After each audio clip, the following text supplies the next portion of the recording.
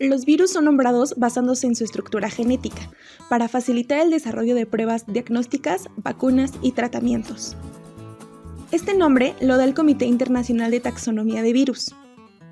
El 11 de febrero, este comité nombró al nuevo coronavirus como SARS-CoV-2, lo que significa que es el segundo coronavirus que se conoce que causa un síndrome agudo respiratorio severo, el cual caracteriza la enfermedad COVID-19. Ante esta pandemia de COVID-19 han surgido diversas incógnitas sobre la transmisión y prevención de esta enfermedad. Tomando en cuenta la información proporcionada por la Organización Mundial de la Salud, estos son algunos mitos y realidades acerca del coronavirus. Mito: ¿la vacuna contra la influenza también protege contra el SARS-CoV-2?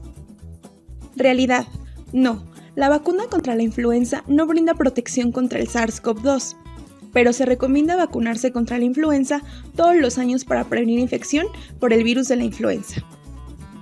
Mito: ¿el virus SARS-CoV-2 no sobrevive en zonas con climas cálidos y húmedos? Realidad: no, el virus sobrevive en cualquier clima. Mito: ¿se puede matar el SARS-CoV-2 rociando el cuerpo con alcohol o cloro? Realidad: no, rociar el cuerpo con estas sustancias no sirve para matar este virus, pero puede dañar los ojos, la boca, la piel, etc. Mito: ¿los antibióticos pueden prevenir y tratar el nuevo coronavirus? Realidad: no, los antibióticos son útiles contra las bacterias, por lo que no pueden tener ningún efecto contra el SARS-CoV-2. Mito: ¿el COVID-19 solo afecta a las personas mayores? Realidad: el SARS-CoV-2 se puede contagiar a personas de todas las edades. Sin embargo, las personas adultas y con enfermedades crónicas pueden ser más susceptibles a enfermar gravemente. Mito: ¿mascotas como perros y gatos pueden transmitir el COVID-19? Realidad: actualmente no hay evidencia que las mascotas puedan infectarse con el SARS-CoV-2, aunque es recomendable lavarse las manos después del contacto con alguna mascota. Mito: ¿el virus SARS-CoV-2 puede transmitirse a través de picaduras de mosquito? Realidad: no. El principal medio por el que se pueden transmitir es por gotitas de saliva expulsadas por una persona infectada al toser o estornudar. Mito: ¿se puede contagiar el COVID-19 al recibir un paquete de China? Realidad: no. Si recibes el paquete proveniente de este país, no corres el riesgo de contraer la enfermedad COVID-19.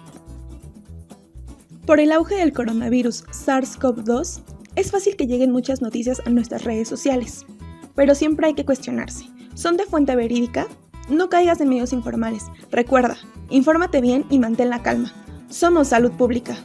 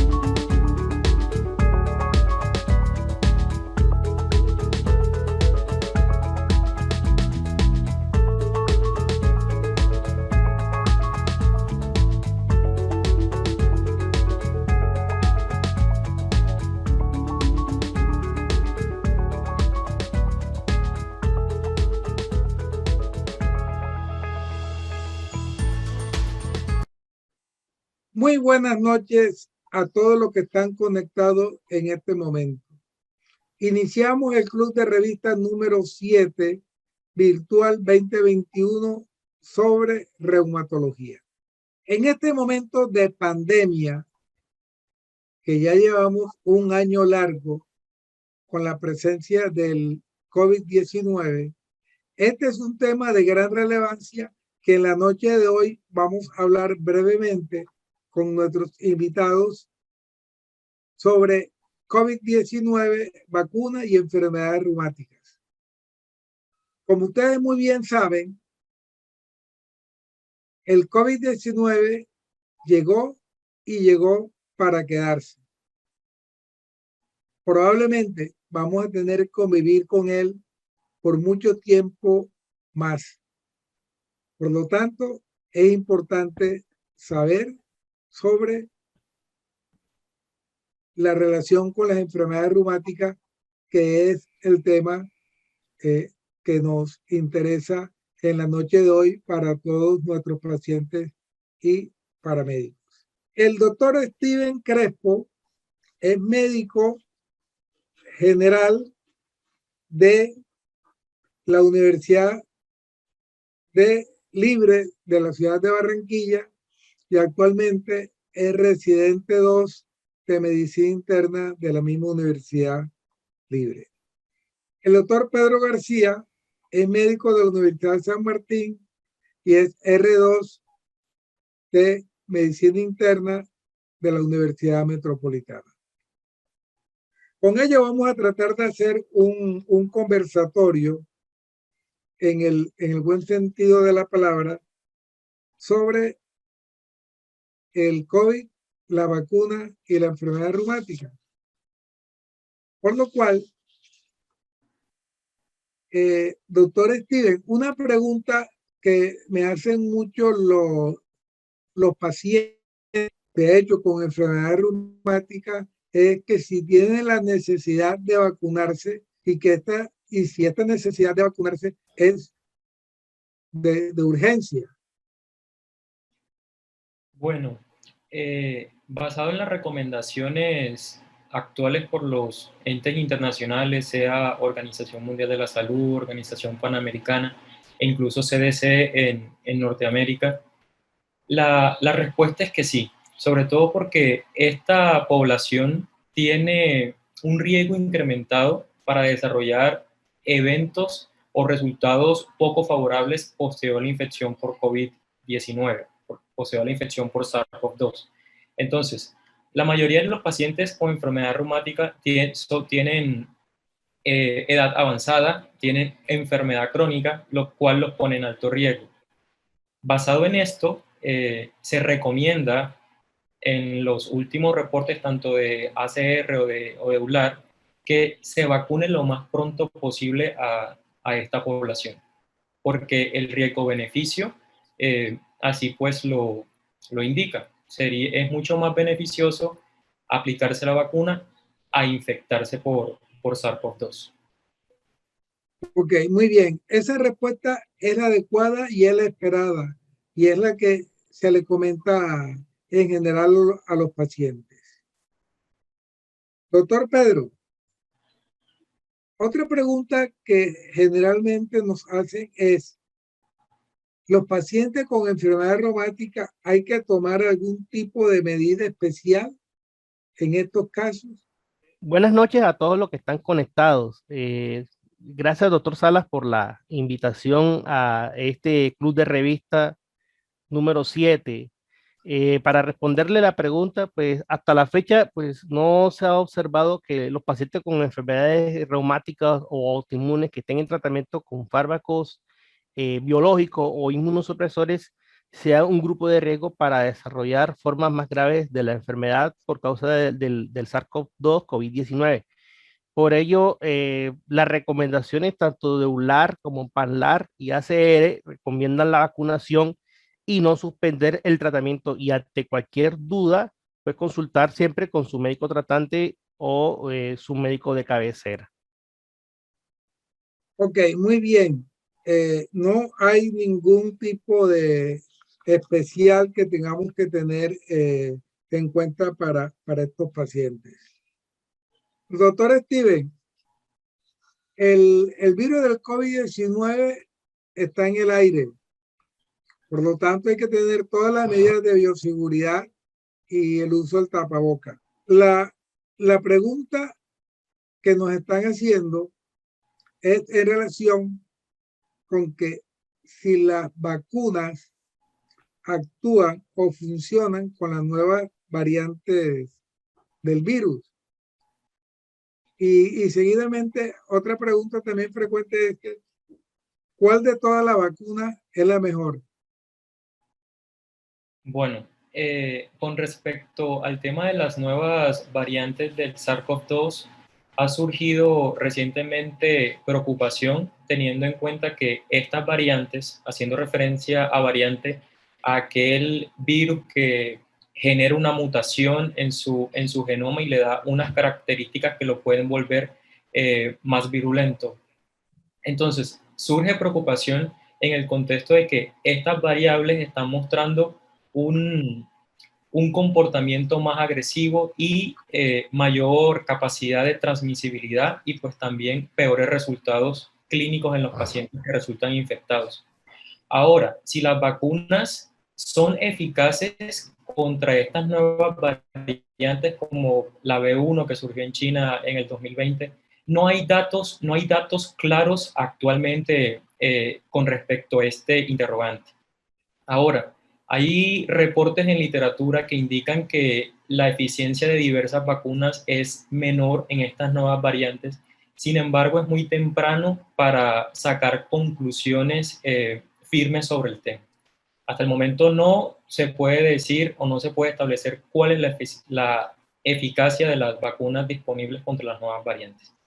Y con respecto a la otra pregunta sobre cuál es la mejor vacuna, la respuesta es que la mejor vacuna es la que el paciente tenga disponible en algún momento. La primera vacuna que se le muestre disponible al paciente, esa va a ser su mejor vacuna, teniendo en cuenta que las actualmente aprobadas han sido testeadas en lo que respecta a seguridad y eficacia.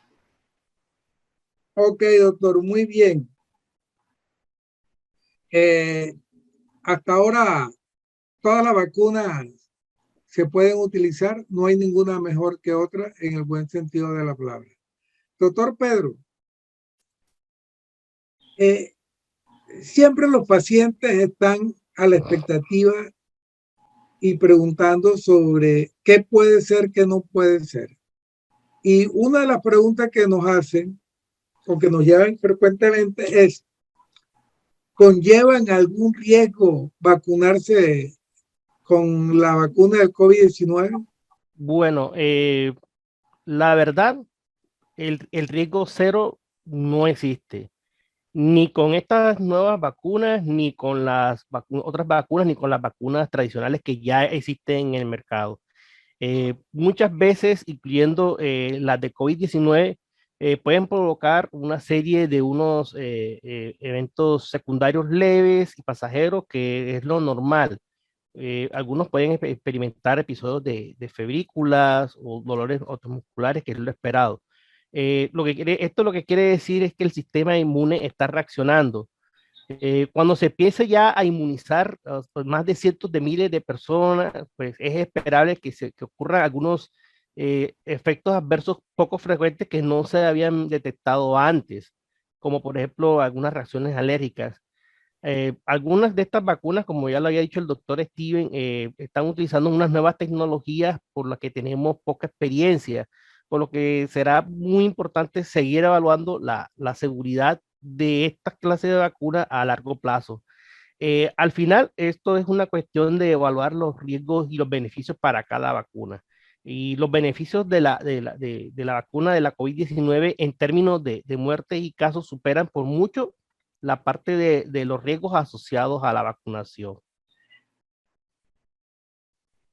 Doctor Pedro, continuando con este club de revista 2021 virtual sobre COVID, vacuna y enfermedades reumáticas, ¿es posible, los pacientes nos lo preguntan, que si después de la vacuna se puede reactivar la enfermedad o puede haber una recaída de la enfermedad? Bueno, es una buena pregunta. Bueno, si bien esta clase de población no ha sido objeto de estudio a gran escala en estos pacientes que tienen enfermedades autoinmunes. Hasta la fecha, pues los estudios sugieren que no se observaron unos síntomas compatibles con afecciones autoinmunes o trastornos autoinflamatorios en los pacientes que recibieron la vacuna de ARN mensajero de COVID-19 en comparación con aquellos que recibieron placebo. Sin embargo, siempre es recomendable a estos pacientes que consulten con su médico tratante, quien él le hará un plan de tratamiento y de recomendación personalizada, evaluando los riesgos y beneficios, dado el corto tiempo que desde la aparición de estas vacunas no tenemos todavía unos datos formales basados en la evidencia. Sobre esta pandemia, es importante las medidas regulatorias que ha emitido el gobierno en relación con la bioseguridad y uso de mascarillas o de guantes o de batas antifluido. Doctor, ¿usted qué recomendaciones en ese sentido y en general sí puede comentárnosla brevemente, o más que comentándola, recordárnoslas brevemente para todo el personal de pacientes y médicos?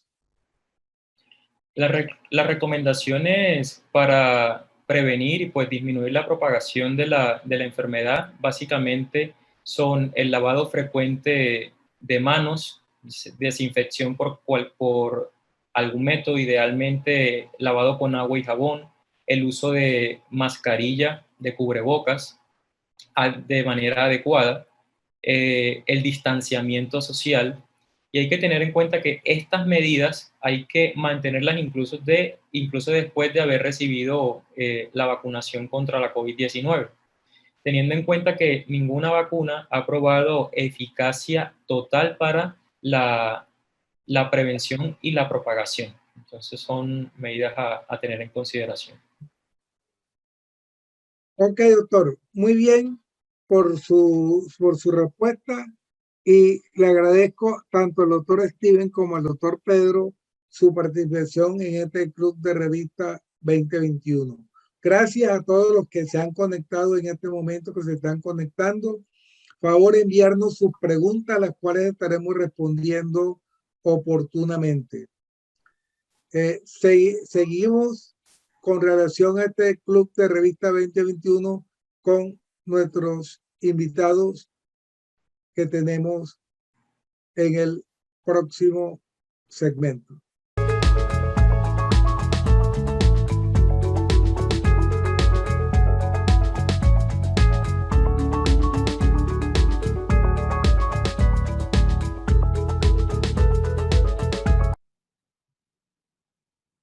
Continuando con este Club de Revista número 7 sobre COVID-19, vacunas y enfermedades reumáticas, vamos a tener dos invitados de lujo.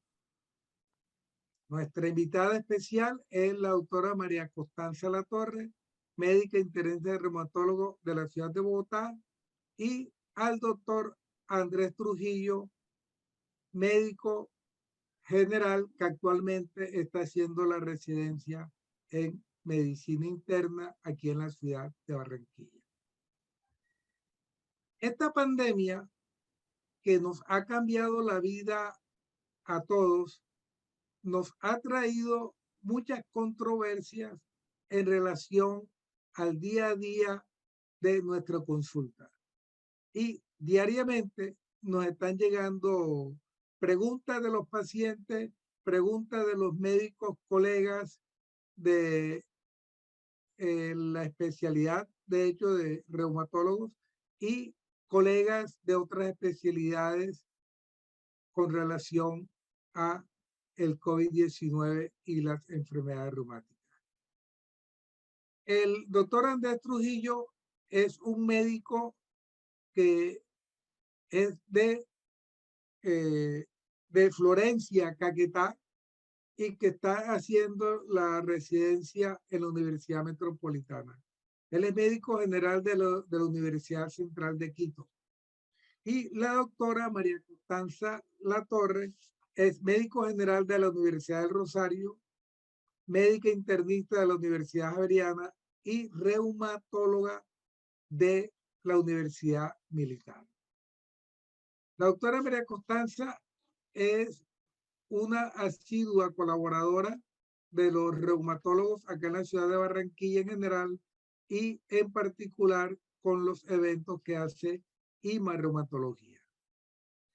Ella, además de atender en Bogotá, de tener su consultorio en el Country Medical Center, es la representante de nosotros, de la Asociación Colombiana de Reumatología, ante los entes regulatorios, porque ella pertenece o lidera la mesa de trabajo de los medicamentos, sobre todo o tecnología, que se incluyen o se excluyen ante el ministerio. Entonces, vamos a comenzar esta parte con la metodología. Va a ser preguntas y respuestas, digamos así, y vamos a invitar al doctor Andrés Trujillo que comience en el buen sentido de la palabra haciendo una introducción sobre este tema. Bienvenido, doctor. Buenas noches con todos. Doctor Salas, buenas noches. Doctora María Constanza, buenas noches. Un gusto compartir este escenario con usted. Hoy vamos a tratar un tema que habitualmente nos toca atender en la consulta de reumatología. Es acerca de los pacientes que consultan o nos dan nos solicitan una sugerencia acerca de la vacunación y qué relación tienen con sus enfermedades reumáticas. Para esto hemos tratado de revisar la literatura médica disponible hasta la fecha. He sabido que todas las asociaciones más reconocidas a nivel mundial han emitido sus recomendaciones, tanto el Colegio Americano de Reumatología, la Liga Europea de Reumatología, también la Asociación Colombiana de Reumatología ha hecho sus aportes en conjunto con la Asociación Colombiana de Inmunología. Entonces vamos a tratar de, en este espacio, resolver algunas dudas que tienen los pacientes acerca de este tema. Entonces, algunos de los puntos los vamos a resolver con base a estas recomendaciones emitidas por el Colegio Americano de Reumatología y la Asociación Colombiana de Reumatología. Para el mes de febrero del presente año se actualizaron las recomendaciones del Colegio Americano y para este año también la Asociación Colombiana de Reumatología y la Asociación Colombiana de Inmunología realizaron también las recomendaciones. Para entrar en el tema de la vacunación, primero hay que saber qué es la vacunación o qué es lo que se busca con la vacunación. Entonces decimos que la vacunación es la forma sencilla, es una forma sencilla, inocua y eficaz de protegernos contra las enfermedades dañinas antes de entrar en contacto con ellas. Las vacunas activan las defensas naturales del organismo para que aprendan a resistir las infecciones específicas y fortalecer el sistema inmunológico. Esto lo vamos a ver, esto se hace con base a varios mecanismos. Encontramos 4 mecanismos principales para la realización de las vacunas, que son las que cuentan o con las que contamos en el momento, las que han sido aprobadas para el uso. Tenemos vacunas que se realizan con virus inactivos o atenuados. ¿Sí? Hay que aclarar este punto a la audiencia que las vacunas que se han realizado hasta la fecha, ninguna se ha hecho con virus vivos. ¿Sí? Todas utilizan virus inactivados o atenuados. Y se utilizan un virus previamente inactivado, de modo que no va a provocar la enfermedad, pero aún así va a generar una respuesta inmunitaria en nuestro organismo. ¿Sí? Es una manera de exponer ese material genético que tienen los virus para que nuestro sistema inmunológico monte una respuesta y cuando volvamos a tener contacto con él, ya tengamos una mejor defensa contra el virus. Hay otras vacunas que van a estar basadas en subunidades proteicas, ¿sí? Estas utilizan fragmentos de proteínas o estructuras proteínicas que imitan el virus causante del COVID-19, en este caso, con el fin de generar una respuesta inmunitaria. Hay que aclarar también que este primer método que dijimos anteriormente de virus inactivados es digamos, es la forma de realizar vacunas más tradicional que existe, digamos, es la que más experiencia tenemos, y con base en ese mecanismo se han realizado muchas de las vacunas que actualmente están autorizadas en los planes de vacunación del país. Y las vacunas que se realizan con base en subunidades proteínicas, tenemos, por ejemplo, el Covovax, que es una de las vacunas, en la cual simplemente trae un fragmento del virus, que es una proteína, especialmente la proteína Spike, y eso va a generar la respuesta inmunológica para protegernos contra el virus. Otras vacunas van a estar contenidas en vectores víricos. Estas se utilizan un virus genéticamente modificado que no puede causar la enfermedad, pero que tiene las proteínas del coronavirus que van a inducir una respuesta inmunitaria. Dentro de estas vacunas que tienen vectores víricos, tenemos las proteínas de AstraZeneca, digamos que es la principal, la más conocida. Y en esta pandemia hemos tenido la oportunidad de presentarle al mundo una forma novedosa de hacer vacunas. Digamos que en estas las que menos experiencia se tiene, porque hasta la fecha no hay vacunas aprobadas, o no habían vacunas aprobadas hasta la introducción de estas vacunas contra el coronavirus, como son las vacunas que tienen ARN o ADN. En este caso se han desarrollado vacunas con ARN, ¿sí? Específicamente con el ARN mensajero, que son unas unidades de ácidos nucleicos que son genéticamente modificados para generar proteínas que por sí solas desencadenan una respuesta inmunitaria, ¿sí? Estas son las que conocemos como la vacuna de Pfizer y la vacuna de Moderna. Tienen este mecanismo de acción. Entonces aquí, resumiendo en estas tabulaciones, tenemos el tipo de vacunas, ¿sí? Como la de Sinovac, que es una vacuna que ya dijimos previamente, un virus inactivo, ¿sí? Tenemos las vacunas ARN mensajero, que son las de Pfizer y la de Moderna.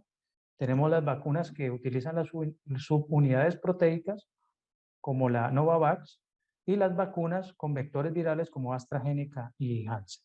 Ok, muy bien. Esta breve introducción sobre qué es lo que es vacunación, los diferentes tipos de vacunas que tenemos tanto aquí en Colombia como en el mundo para aplicar a nuestros pacientes. Desde ya sé que van a venir preguntas, nos las pueden hacer llegar por el chat, que les estaremos contestando de manera oportunamente. Doctora María Costanza, a su juicio, ¿usted por qué cree o por qué considera que se deben vacunar todos los pacientes que tienen algún tipo de enfermedad reumática, sobre todo tipo autoinmune? Muy buenas noches. Primero agradecer la invitación, el doctor Salas siempre teniéndome en cuenta. Entonces, desde acá, desde Bogotá, los saludo de todo corazón. Y con relación a la pregunta, yo pienso que nosotros tenemos dos tipos de poblaciones de riesgo, por lo cual es importante la vacunación. La primera población son los pacientes que tienen artrosis, osteoporosis, que son pacientes mayores, que son pacientes en grupos etarios de 70, 80 o más años. Entonces, ellos tienen por su edad y por sus comorbilidades un riesgo muy importante de tener la enfermedad. Y el otro grupo que nosotros manejamos, que también es de muy alto riesgo, son los pacientes con enfermedades autoinmunes como la artritis, el lupus, síndrome de Sjögren, escleroderma, etcétera, etcétera.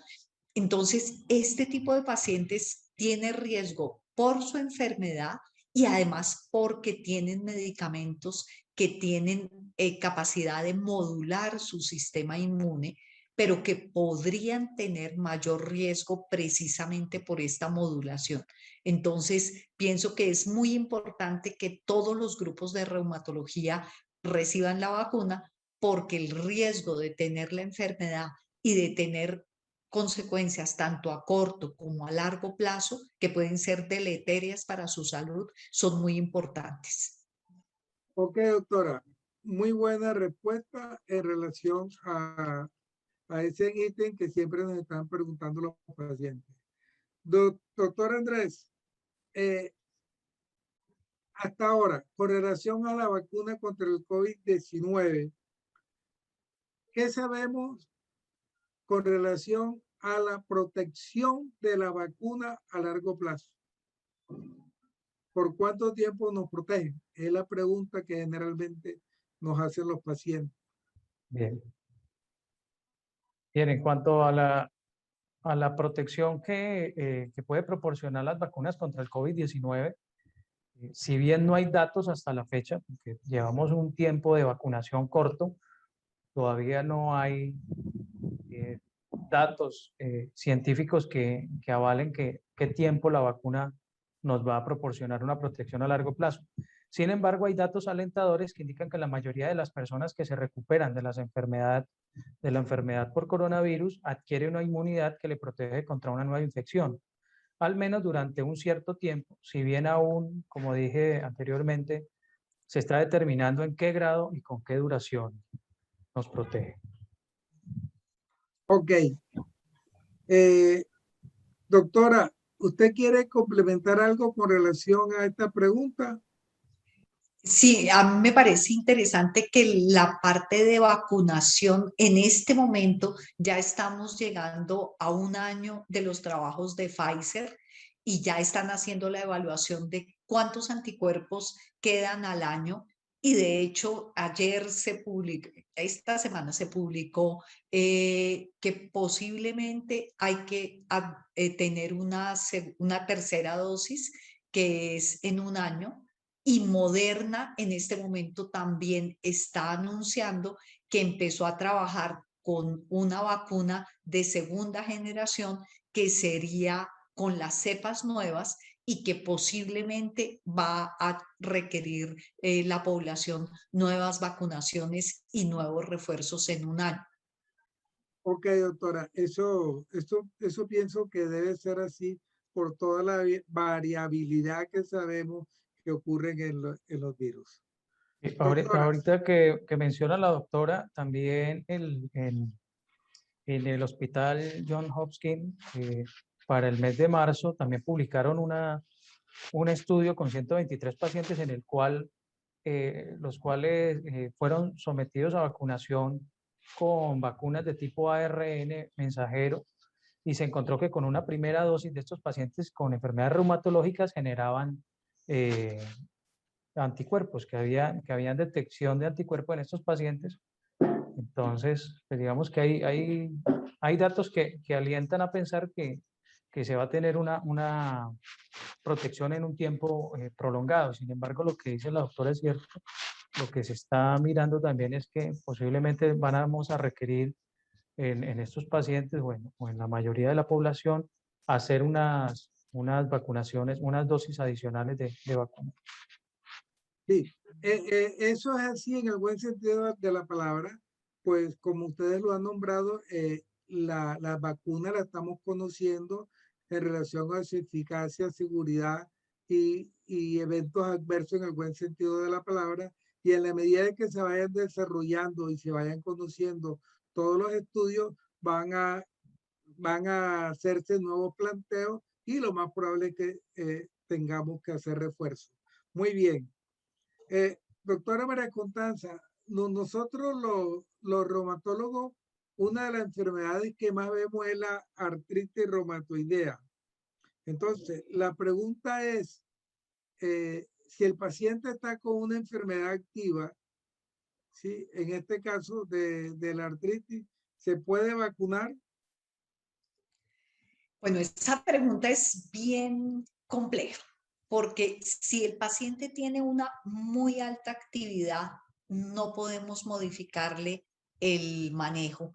Y lo conveniente con una alta actividad es esperar, controlar el paciente, aislarlo, porque tendríamos que aislarlo durante el tiempo que estamos optimizando toda la terapia y posponer la vacuna. Si la actividad no es tan alta o es una leve actividad, se podría colocar la vacuna. Pero esto hay que analizarlo en conjunto con el paciente, mirar sus factores de riesgo y evaluar riesgo contra beneficio si se coloca inmediatamente la vacuna o si se pospone 1 o 2 semanas mientras podemos mejorar su condición. Ok, doctora. Esta pregunta nos las hacen muy frecuentemente y tenemos que tratar de ver al paciente en el buen sentido de la palabra. Cuando digo ver, que no sea una teleconsulta o que no sea una teleorientación que hagamos en el caso, sino a este paciente hay que verlo de manera presencial. De acuerdo, de acuerdo. Ok, doctor Andrés, estamos conociendo la vacunación del COVID en general y contra la enfermedad reumática en particular. ¿Qué o cuáles, o más bien, existen contraindicaciones para la vacunación del COVID-19 en pacientes con enfermedades reumáticas? Entonces, más allá de las reacciones alérgicas conocidas a los componentes de la vacuna, no hay contraindicaciones adicionales para la vacunación en los pacientes con enfermedades reumatológicas. Sin embargo, hay que considerar, especialmente con las vacunas de tipo ARN mensajero, que contienen en su composición polietilenglicol. Entonces, en aquellos pacientes que tienen historia conocida de reacciones alérgicas al polietilenglicol, se prefieren utilizar este tipo de vacunas en ellos. Obviamente aquellos pacientes que han desarrollado, digamos, reacciones alérgicas a la primera vacunación, pues lo ideal es no utilizar o no utilizar ese tipo de componente de vacuna y utilizar otro mecanismo diferente. Hay que tener en cuenta que muchas veces las contraindicaciones para la vacunación en los pacientes con enfermedades reumatológicas no van encaminadas hacia lo que le puede producir al paciente la vacuna, sino muchas veces en el estadio de la enfermedad en que se encuentre o del tipo de inmunosupresión que tenga, porque eso sí nos va a alterar, digamos, la respuesta inmunológica que va a tener el paciente a la vacuna. Entonces, más que la vacuna le vaya a hacer algo al paciente, es de pronto ese tratamiento o ese estado de inmunosupresión que el paciente presente en algún momento de su tratamiento, el que puede modificar la respuesta inmunitaria de la vacuna. Ok, sobre todo esto estamos en un plan de conocimiento de manera general, porque todos estamos en el buen sentido de la palabra experimentando con estas nuevas vacunas y enfermedades reumáticas. Doctora, una pregunta que nos hacen frecuentemente los pacientes es, ¿con cuál vacuna debo vacunarme? ¿Sí? En otras palabras, ¿cuál es la vacuna preferible que debemos usar en los pacientes con enfermedades reumáticas? En términos generales, no hay una vacuna que uno diga, esta es mejor para los pacientes reumatológicos que la otra. Pero hay, como esto es tan dinámico, el COVID, la pandemia y la vacunación nos ha enseñado a que la adaptación es día a día.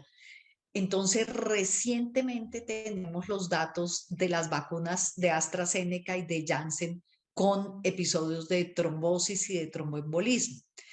Ahí entonces estamos planteando una cuestión individual, que es qué pasa con los pacientes que tienen mayor riesgo de trombosis, como los pacientes que tenemos con antifosfolípido.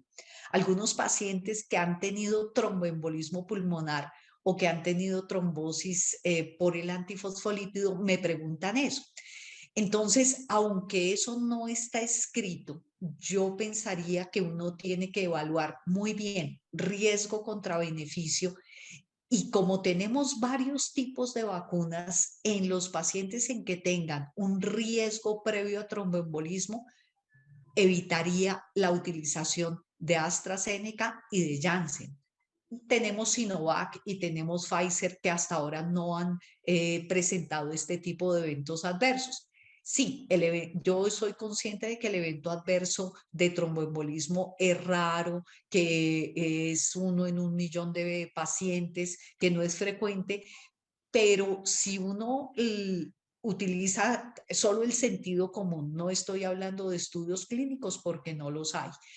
Si yo tengo un paciente con mayor riesgo de trombosis, ¿para qué lo expongo a una vacuna que le puede dar ese riesgo si tengo otras opciones? Esa sería, digamos que mi única percepción de diferencial en vacunación. El resto de pacientes no tiene problema. Las vacunas que tenemos disponibles los cubren en forma eficiente y no tienen mayores efectos adversos. Bueno, a menos lo que comentaba el doctor Trujillo con relación a los fenómenos alérgicos, pero eso no es privativo del paciente con enfermedad reumatológica, sino que aplica a toda la población. Ok, estamos de acuerdo, doctora, con su respuesta. No hay ninguna vacuna preferible, pero en esos pacientes que tienen antecedentes de antifosfolípido o trombosis, hay que tener mucho cuidado en cuál se le va a sugerir. Doctor Andrés Trujillo, otra pregunta que me hacen los pacientes e inclusive algunos colegas. Los pacientes con enfermedades reumáticas deben recibir la misma dosis que cualquier otro paciente que no tenga enfermedad reumática.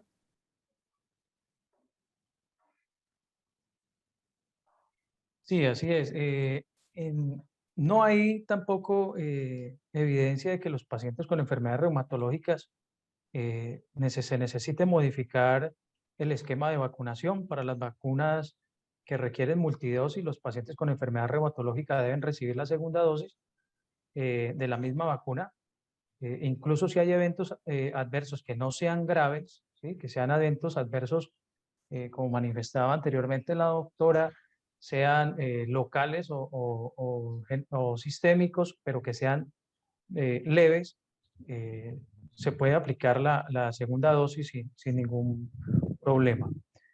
Lo que comentaba igualmente la doctora es que de pronto, eso lo vamos a ver con el tiempo, es si se necesita una nueva dosis o una dosis de refuerzo.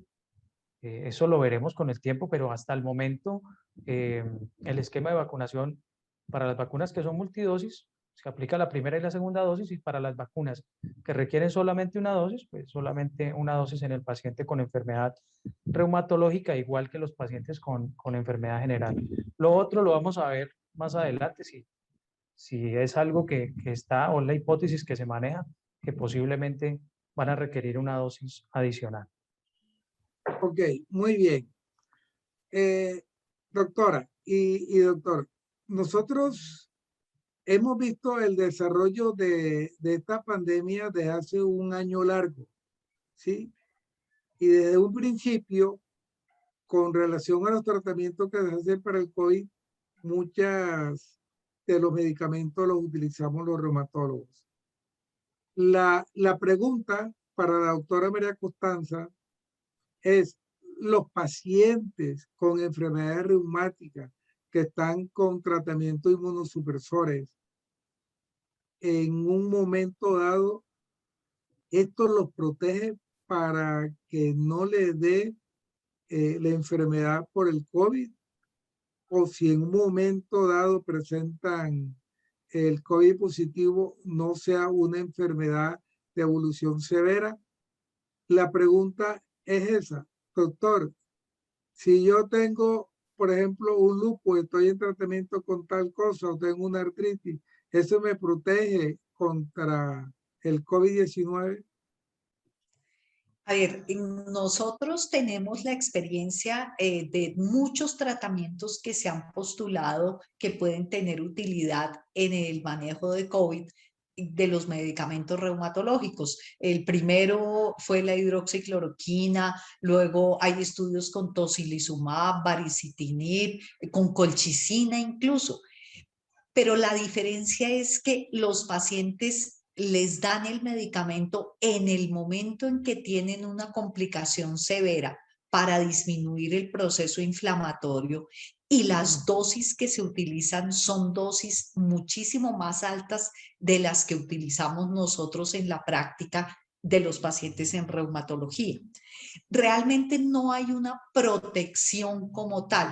O sea, yo pienso que a nosotros nos ha ido bien, o muchos pacientes no se han infectado porque nosotros estamos enfatizando mucho más en las medidas de aislamiento en estos pacientes, en la protección de trabajo en casa, uso de tapabocas, evitar reuniones familiares, reuniones sociales. Entonces me parece que hay muchos factores que están confluyendo como para poder concluir que el uso de estos medicamentos pueda en determinado momento protegerlos. Yo tengo pacientes que han tenido el COVID incluso con estos tratamientos, pero como les comentaba, la dosis es diferente y el medicamento lo que quita es la reacción inflamatoria, pero no hay una diferencia significativa que diga que estos pacientes se van a proteger realmente por tener la toma de estos medicamentos. Ok, doctora, su respuesta es adecuada, y inclusive a los pacientes hay que decirle que con o sin manifestaciones de COVID, en un momento dado deben seguir tomando el tratamiento que vienen tomando. Si vienen tomando su cloroquina, su hidroxicloroquina o el medicamento, lo deben seguir tomando. Y que no hay una protección total en una medicina basada en evidencia, digamos así. Hay muchas especulaciones, y usted lo dijo ahorita, o creo que lo dijo antes que comenzáramos, de que hay muchas falsas noticias que en las redes sociales nos están invadiendo. Entonces eso también hay que tenerlo en cuenta. Otra pregunta que me llegan o que me hacen, y de pronto usted también, doctora, le voy a preguntar al doctor Andrés inicialmente, o sea, ¿qué consideraciones hay que tener para vacunar a un paciente que venga en tratamiento, por ejemplo, de lo que estamos hablando, con antimaláricos, con corticoides, o con azatioprina, o con inmunoglobulinas? ¿Sí? Inicialmente comencemos con estos medicamentos, doctor Andrés. Bien, bueno, especialmente basados en las recomendaciones del Colegio Americano de Reumatología, en relación a los medicamentos como la hidroxicloroquina, la inmunoglobulina IV y los glucocorticoides, cuando los usamos a dosis menores de 20 miligramos día, digamos que en estos casos no se espera mayores cambios en la terapia ni en los efectos de la vacunación en el paciente con enfermedades reumatológicas. Hay que destacar que todas estas recomendaciones son basadas en la opinión de expertos y de grupos de expertos. Y digamos que esta es una recomendación alta a favor de la reunión de expertos de la ACR. Ya hay, digamos, otras opiniones diferentes en otros tipos de medicamentos, cuando los glucocorticoides los usamos a dosis más altas de los 20 miligramos al día, cuando utilizamos de pronto micofenolato, azatioprina. Digamos que también se espera que no haya ningún cambio, pero digamos que la recomendación no es tan fuerte como en los otros medicamentos que mencioné anteriormente, como antimaláricos.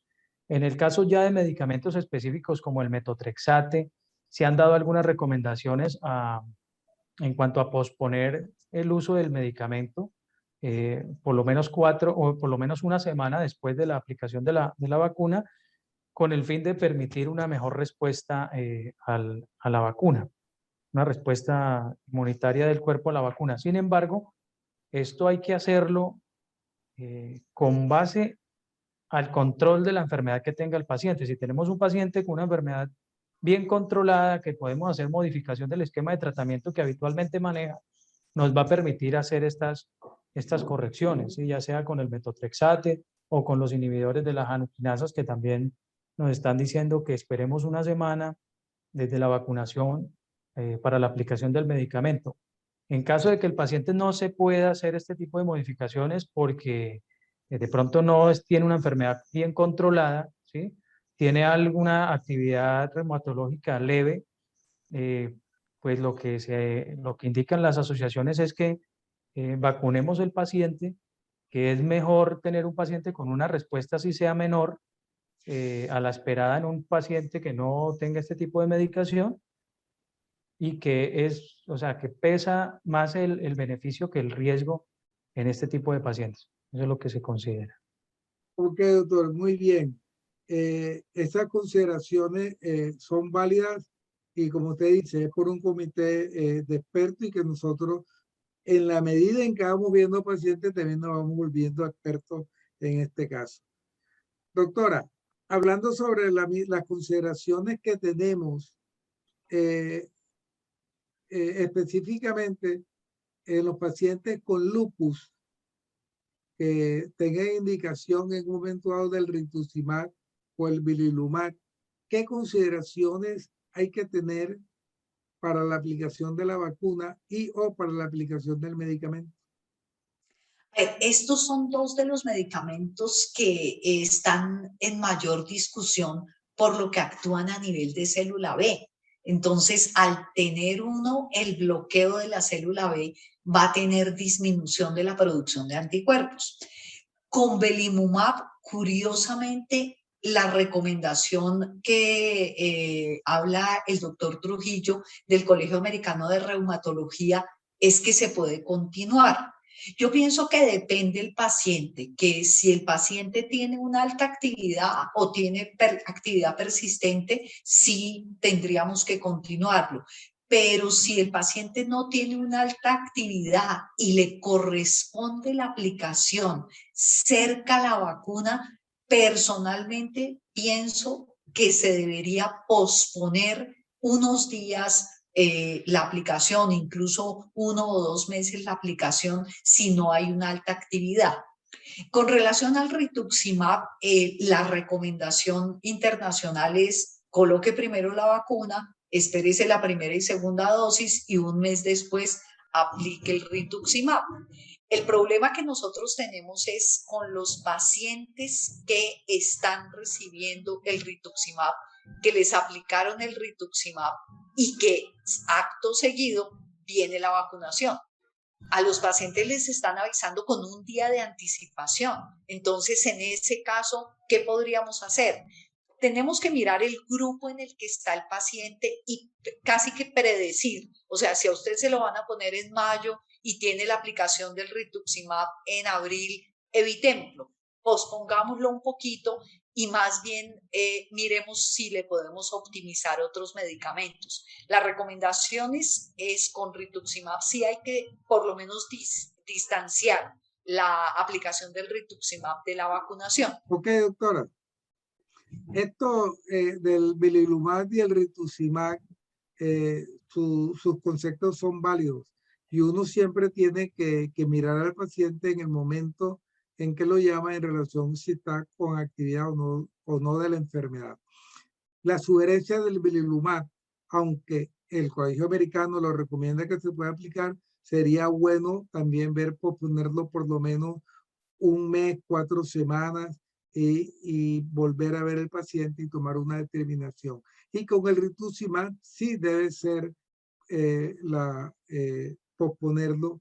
Eso sí, hay un acuerdo, digamos, en relación a eso. Y doctora, siguiendo en ese mismo idea, con otros medicamentos ya en el caso de la artritis reumatoidea, por ejemplo, con el Abatacept intravenoso o el Abatacept subcutáneo, ¿qué consideraciones sugiere usted que debemos tener con estos 2 medicamentos? Bueno, con el Abatacept, el problema que tenemos, bueno, la situación que tenemos es que también actúa a nivel del linfocito B.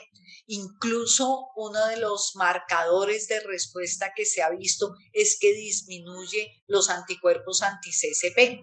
Entonces, la recomendación es suspenderlo previamente a la aplicación de la primera dosis de vacuna, posponerlo 1 semana y luego sí se puede continuar. La recomendación dice que la segunda dosis se puede aplicar sin suspenderlo, tanto el intravenoso como el subcutáneo, pero personalmente pienso que si el paciente está con alta actividad, listo, hagamos caso de la recomendación, pero si el paciente no está con una alta actividad, pienso que se puede diferir y se puede colocar una semana después de la segunda aplicación. Ok, doctora, estamos de acuerdo en ese sentido con la votación. Hay que tener en cuenta eso. Doctor Andrés, con relación a los inhibidores de la JAK quinasa, no sé si tú lo nombraste ahorita, pero si no, si lo nombraste, recuérdanos, y si no lo nombraste, ¿qué consideración hay que tener cuando estemos utilizando los inhibidores de la JAK quinasa? Bueno, en caso a los inhibidores de la JAK quinasa, el Colegio Americano de Reumatología recomienda utilizarlos o posponerlos una semana después de cada dosis de la vacuna. Digamos que esa es la recomendación que nos hace. Sin embargo, como lo hemos venido hablando y como lo ha dicho también la doctora, todo va a estar en relación a la actividad de la enfermedad del paciente. Nosotros sabemos, y esto siempre lo discutimos con los pacientes en la consulta, es que lo ideal es que el paciente para aplicarse la vacuna esté con una enfermedad controlada. Eso es lo ideal. ¿Sí? Y si ya no logramos tener un control completo de la enfermedad, que tenga una actividad leve.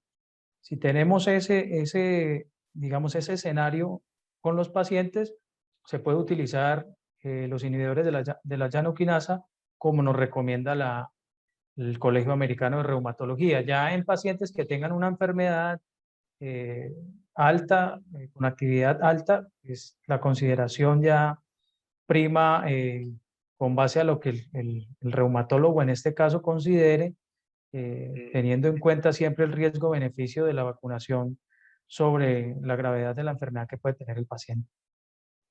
Ok, hemos hablado en la noche de hoy sobre la parte de los eventos adversos, la parte de seguridad de las vacunas. ¿Sí?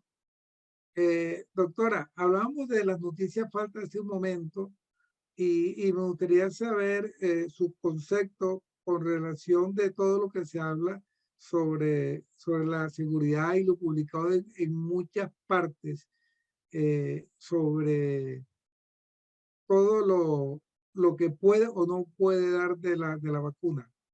¿Sí? ¿Qué nos puede decir? Bueno, nosotros tenemos que tener en cuenta que todas las vacunas tienen efectos adversos, o sea, la cefalea, el malestar, la fiebre, son efectos adversos que pueden presentar cualquier vacuna. La cuestión es que en este momento la información que está llegando muchas veces no está filtrada o no está analizada. Entonces siempre tenemos que tener fuentes fidedignas, mirar que sí sean fuentes científicas verdaderas, donde tengamos la información analizada bajo el contexto real de la aplicación. Porque, por ejemplo, si estamos teniendo en este momento una aplicación de 300, 400 millones de vacunas y se presentaron 3 casos de un efecto, 50 de otro, 300 de otro, hay que analizar que es muy bajo el riesgo de muchos de estos efectos y por el contrario el beneficio es superior. Entonces, en esto hay que poner siempre una balanza y un análisis crítico de cuál es el efecto, qué tanta es la incidencia del efecto, qué otros factores pueden estar influyendo para determinar si ese es un efecto importante o si podemos simplemente tenerlo como una característica que se puede presentar y evitarlo en pacientes que tengan alto riesgo. Y lo más importante, las noticias falsas. Es increíble la cantidad de noticias que se pasan por redes sociales que no tienen ningún fundamento científico y que sí llevan a que las personas desconfíen de las vacunas y que empiecen a rechazar la aplicación de una vacuna que puede ser salvadora de vidas. Ok, finalmente una pregunta en relación a lo que la doctora nos ha comentado muy bien. ¿Usted recomienda que los pacientes en general o pacientes con enfermedad reumática deben vacunarse? Yo pienso que los pacientes se deben vacunar para disminuir la probabilidad no solo de que tengan el COVID en este momento, la mortalidad es una de las cosas que vamos a evitar con la vacuna, sino lo que estamos viendo que son las secuelas a largo plazo. Ya estamos viendo pacientes que les dio COVID el año pasado, que tuvieron un compromiso severo, pero que ahorita quedaron oxígeno dependientes, que quedaron con cardiopatías. Por ejemplo, yo tengo pacientes que quedaron sin olfato y sin gusto. Y me dicen, mire, yo como porque me toca comer, pero no siento el gusto de la comida, no me sabe a nada. Entonces, cuando uno empieza a ver estos pacientes con estos efectos a largo plazo, yo pienso que el beneficio de la vacuna es inmenso. Entonces, sí, estoy de acuerdo con que no solamente ellos, nosotros también nos incluimos en toda la población que debe estar vacunada. Doctor Andrés, ¿ya usted se vacunó? Estamos en ese proceso, doctor. Esta semana ya estamos agendados para cumplir con eso la próxima semana. Sí, yo creo que nosotros como médicos tenemos que recomendar la vacunación. Como dijo la doctora Constanza, no solamente al paciente con enfermedades reumatológicas, sino en general. Pero hay algo que el paciente con enfermedades reumatológicas tiene que saber, es que nosotros estamos recomendando vacunaciones en el paciente con lupus, con artritis reumatoidea, en pacientes con enfermedades reumatológicas desde hace muchos años. Siempre en todas las guías, recomendación de la vacunación contra el neumococo y contra la influenza.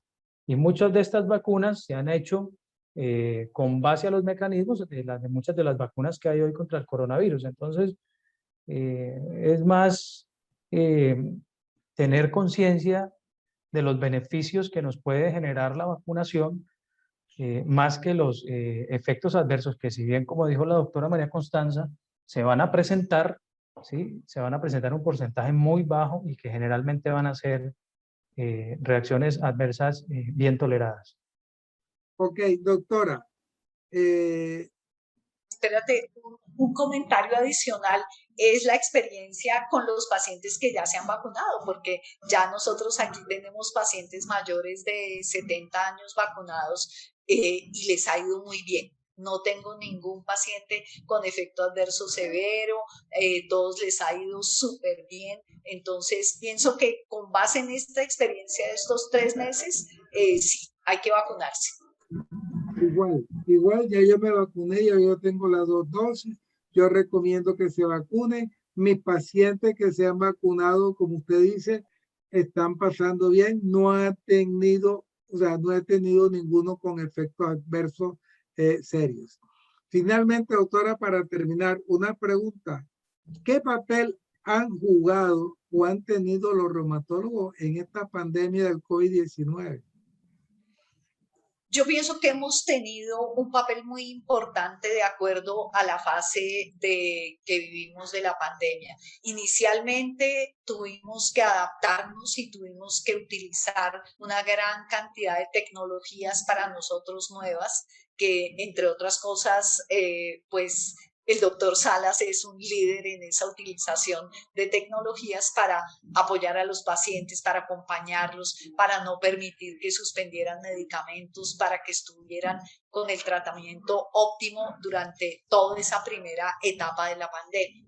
Luego tuvimos otro papel que fue cuando se empezaron a aplicar medicamentos de uso reumatológico en unidades de cuidado intensivo que necesitaban el apoyo de, oiga, ¿qué pasa con este medicamento que lo vamos a poner porque no tenemos más opción? Y era un medicamento reumatológico. Y en este momento tenemos un papel muy importante en la parte de vacunación. Entonces pienso que en todas las fases de la pandemia el reumatólogo ha jugado un papel muy importante en apoyo, en soporte y en dar información científica a los pacientes. Ok, doctora, estamos de acuerdo. Y eso que hemos jugado un papel importante desde el primer momento se vio y ha seguido así a través de todo el tiempo de la pandemia y todavía digamos que nos interconsultan muy frecuentemente.